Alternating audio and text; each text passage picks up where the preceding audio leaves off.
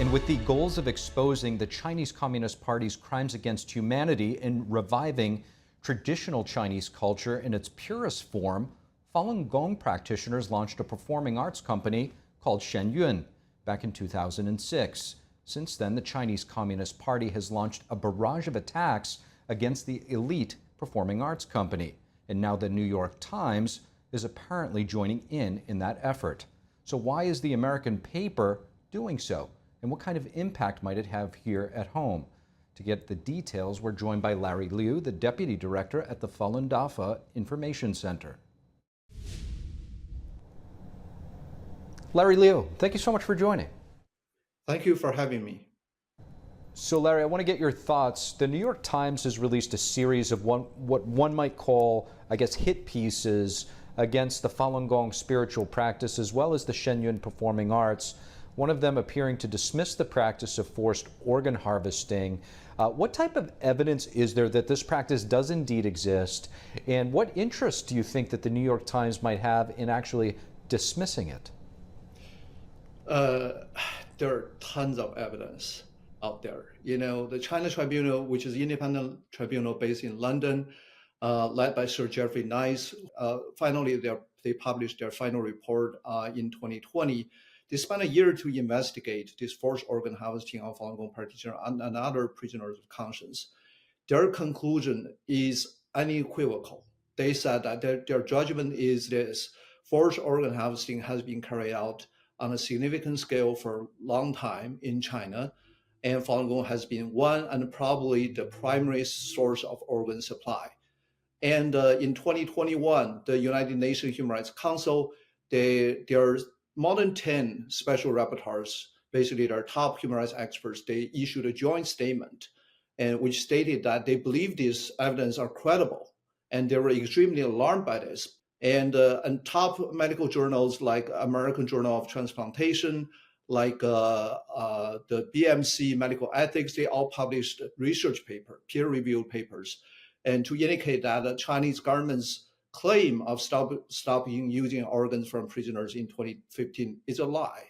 By the way, New York Times' own Beijing correspondent Didi Kirsten-Tello, and she submitted a written testimony to China Tribunal in 2019, in which she said that she had very credible source to indicate that organ harvesting from prisoners of conscience in China is a common knowledge among Chinese surgeons, and Chinese surgeons themselves was not even aware of Chinese government's claim of stopping using organs from prisoners in 2015. But I can't believe that New York Times editor considered Chinese government statement at its face value and take that as a face value. And they suppressed their own reporter from pursuing this story. Hard to believe. I have to say, Larry, if it wasn't under such dire circumstances, it would be laughable, but we're talking about human life actually being on the line here. So I guess, you know, to that point, what interest does the New York Times have in dismissing this outright and, like you said, taking CCP state statements at face value? Well, of course, it will certainly avoid them from any serious retaliation from CCP. Maybe CCP even, you know, will likely give them some favor because they certainly need access to China. And I'm sure, you know, because they have a Chinese language website too, they need access to China. They need their reporters to be in China. And they may also even have some business interests in China. And all of that, you know, we have seen the meeting of the former New York Times publisher and with the, you know, former Chinese Communist Party leader Jiang Zemin in 2001. You know, we saw that photo. And only after a few days after that meeting, the New York Times website used to be blocked in China, just got unblocked in China. And then they later on started a Chinese language website. Larry, simultaneously, there also seem to be targeting the Shenyun performing arts. The New York Times is in a separate piece being released today. A company, this is Shenyun, a company that was established by Falun Gong practitioners. They appear to have, the New York Times, spoken with some disgruntled employees, former employees that worked with the company. What can you tell us about the nature of this type of reporting? Well, I'm sure for any top schools, top university, there are some certain percentage maybe 10% or even 15% of students who couldn't graduate. For any top companies, there are some employees, former employees, who left the company with some grudge or even being fired from the company. And if you describe a company or university only just based on such a small percentage of people's complaint, I don't think anybody would consider that as a fair portray of the company or the schools. And that's exactly what New York Times did.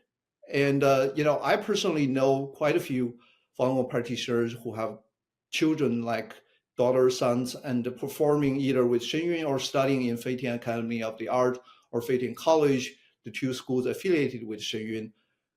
What I learned from them is they had a great time there. They all praised that how their kids are not wasting time on social media anymore, how the school helped to build their character. They excel in their academic study, and they travel around the world. They perform on the best stages around the world. And they told me they had the time of their lives. That's exactly the opposite from the portrayal by New York Times. How many lives have actually been put at risk, especially if this has any effect in dulling, if you will, the urgency of those who are working in various sectors, whether it's the U.S. government and other places, to help end the atrocities being carried out against the Falun Gong community? Basically, New York Times ignored the persecution of Falun Gong over the past 10 years, and that's one of the largest, longest running, and most brutal human rights atrocities of our times. And they essentially ignored it for over a decade. But now Falun Gong has some success in raising awareness of this persecution and also reviving the nearly destroyed traditional Chinese culture through art, through Shenyun on their own. Then New York Times is trying to take it down. And by peddling some of the distorted portrayal of Shenyun from a few just disgruntled, former performers. And let me just put it into perspective. Shenyun has eight equally large company. Each has a large cast of 80 members. So that's about 640 current members of Shenyun, touring members, artists. I just can't believe that. And it's very sad to see an American paper to do the bidding of CCP. This is something CCP couldn't imagine in their wildest dream. And certainly, this article will certainly deter any would-be supporter, cast doubt on Falun Gong. And more importantly, their dismissal of the organ harvesting simply will cost lives, basically. And considering this, New York Times is the paper that basically buried the Holocaust, and they denied the famine in the Ukraine, even though that happened decades ago. But this is just another example of the same pattern. It's really unspeakable. For the record, there is overwhelming evidence that forced live organ harvesting, state-run, is taking place. There's been investigators who have called in and pretended that they were looking for organs and had doctors on the phone saying, yeah, they're from living Falun Gong practitioners, they're really healthy, they don't smoke, basically open season for these organs. And yet you have the so-called paper of record, the New York Times, not only downplaying it, but basically saying that this doesn't exist. It's really unthinkable. Larry Liu, thank you so much. Thank you for having me. The New York Times, their mission statement aspires to, quote, seek the truth and help people understand the world.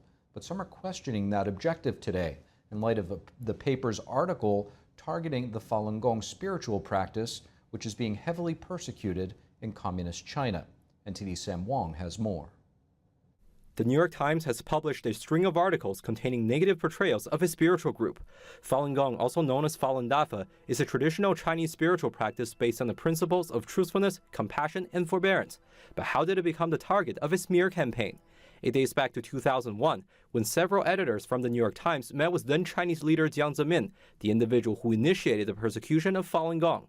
The Times then released a flattering interview with Jiang and was later granted unrestricted access in China. In a tragic sense, Falun Gong is sort of a canary in the coal mine. It is the tragic test case of what happens, what the CCP is really about. And if you can pay attention to that, you can be clear on how the CCP might be coming after all of us, and already is, on many different fronts. On July 20th, 1999, Falun Gong practitioners in China found themselves the target of a nationwide persecution campaign. Many were subject to surveillance, arbitrary detention, forced labor, and torture.